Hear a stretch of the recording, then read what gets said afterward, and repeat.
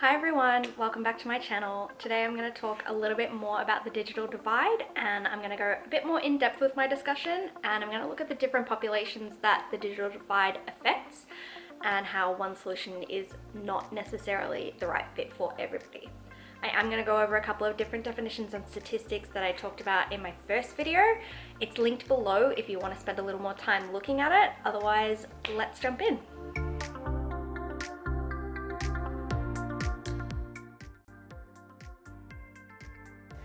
So firstly, what is the digital divide?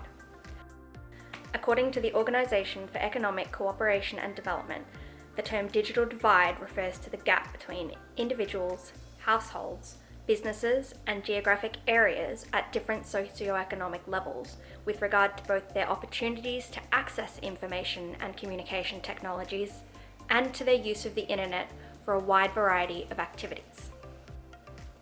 Now, as we found out in the last video, only 86.1% of Australian homes have internet access, and only 82.4% of Australians have access to a computer at home. While access is a major barrier for some people, it's not the only factor that impacts the digital divide. In Australia, we have another tool which helps us to measure the digital divide.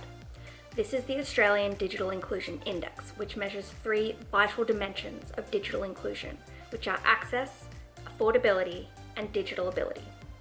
It's important to remember that just because a house is connected to the internet, the problem isn't solved. The people inside the house also need to be able to afford the technology and the access fees, as well as have the knowledge and skills to use technology. So let's bring the discussion back to education. The statistics tell us that the students that are most impacted by the digital divide are students from low-income households, minorities, first-generation university students, or students from rural and remote areas. Now, the study by Buzzetto-Hollywood looked at the divide for first-generation and minority students. The study found that while majority of the freshmen were adept users of social technology, they lacked the foundational digital skills which are required to effectively perform basic academic tasks to succeed in university. The study also found that students had an inflated sense of confidence in their digital literacy skills because they had mastered the small portion of familiar technologies that they use on a daily basis. This study looked at a university which implemented a basic digital literacy exam known as the Internet and Computing Core Certification, or the IC.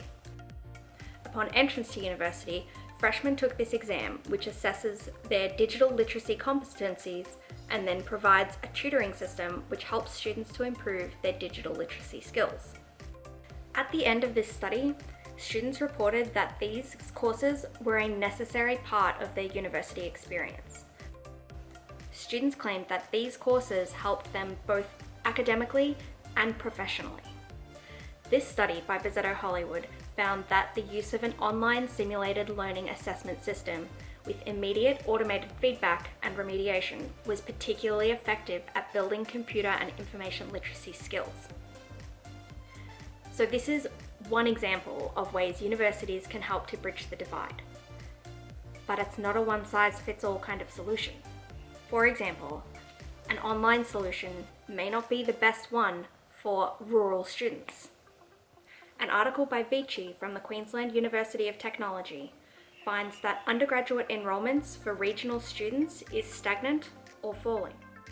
Vichie also notes that while digital skills and knowledge are becoming more and more important for both study and work in our society, many regional Australians are not digitally competent. A major factor in their lack of competency is the accessibility and availability of a reliable internet service. Vichie's article further discusses how affordability impacts rural students, as broadband connections and mobile data in regional areas is more expensive and less available than in urban areas.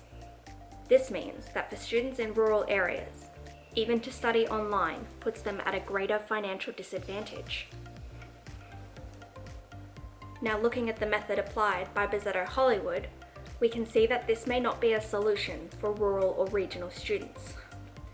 given that the lack of access and affordability of internet services is a major barrier, using an online course would not necessarily be as effective in this scenario.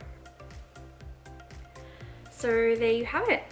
There are many more digital divides affecting both education and other areas, and there are other influencing factors which I haven't been able to touch on.